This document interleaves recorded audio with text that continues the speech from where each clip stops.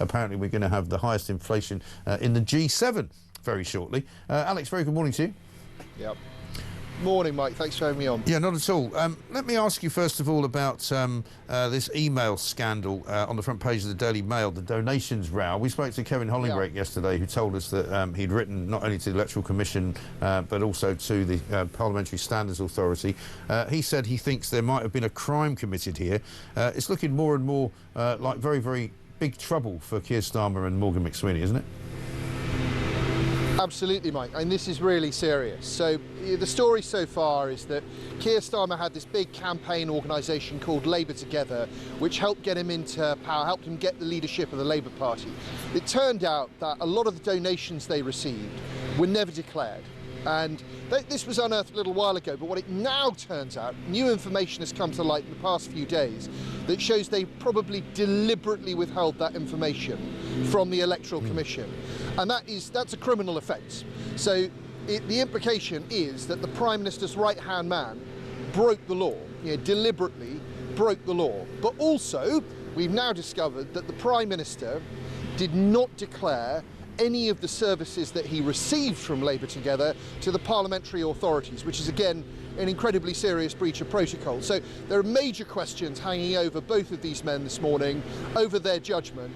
And this is just off the back of the whole Mandelson-Epstein saga, which we were dealing with only about a week ago. Yeah, exactly right. And the story this morning sort of compounds what you've just said in a way, because it says that a top Labour lawyer actually advised Morgan McSweeny to say that it was an admin error, which sounds to me like what you might call perverting the course of justice, doesn't it?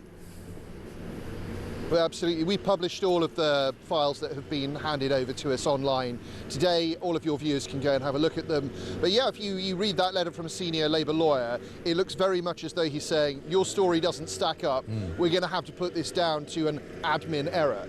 I think this whole thing stinks, and that's why we've called for an investigation. Yeah, absolutely right. And of course, Keir Starmer, very good at hiding away when he wants to, is not likely to be in the public eye at the moment because, of course, you're in a parliamentary recess. There's no Prime Minister's questions. There's nothing really for him to peek his head out of Downing Street for, is there?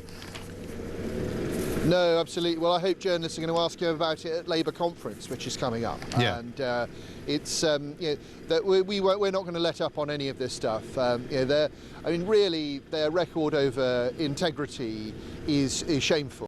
And I think one of the hardest things for people across the country is saying that no one is taking responsibility for these very clear errors of judgment.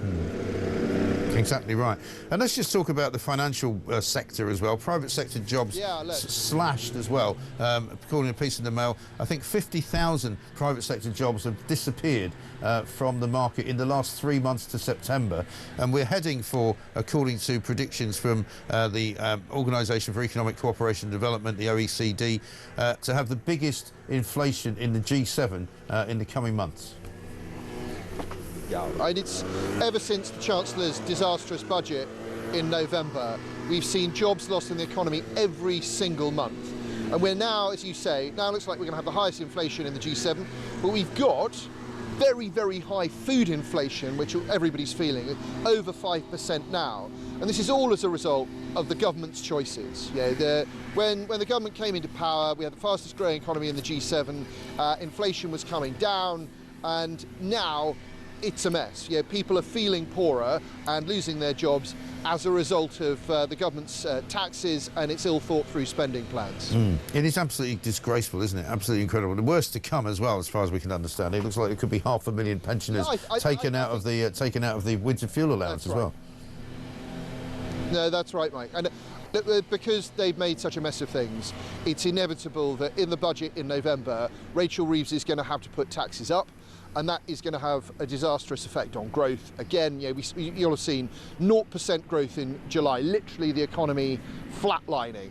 So we've got what's known as stagflation, a stagnant economy and high inflation. That means everyone feels poorer, and it will get worse in November when Rachel Reeves puts up everybody's taxes again.